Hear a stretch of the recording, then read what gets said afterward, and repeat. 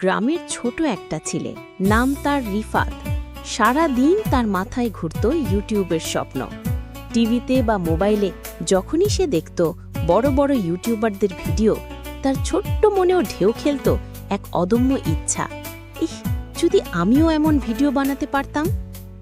রিফাতের পরিবার খুব সচ্ছল ছিল না, একটু ভালো ফোন কেনার সামর্থ্যও তাদের ছিল না। ক্যামেরার কথা তো দূরে থাক, কিন্তু স্বপ্ন দেখার জন্য তো আর টাকা লাগে না। সে তার বাবার পুরনো বাটন ফোনটা হাতে নিয়ে কল্পনার জগতে ডুব দিত। মনে মনে ভিডিওর আইডিয়া সাজাতো, কিভাবে কথা বলবে, কি দেখাবে, সব। স্কুল থেকে ফিরেই সে ছুটে যেত গ্রামের পাশ দিয়ে বয়ে যাওয়া নদীতে, কখনো সবুজ ধানের খেতে। প্রকৃতির মাঝেই খুঁজে পেত তার ভিডিওর উপাদান। বন্ধুদের সাথে ক্রিকেট খেলতে খেলতেও তার চোখ খুঁজত নতুন কোনো দৃশ্য, যা সে ক্যামেরাবন্দি করতে পারত। তার বন্ধুরা হাসত, কিরে রিফাত, তুই কি ভিডিওগ্রাফার হবি নাকি? রিফাত হাসি মুখে জবাব দিত, দেখা না, একদিন আমি ইউটিউবার হব।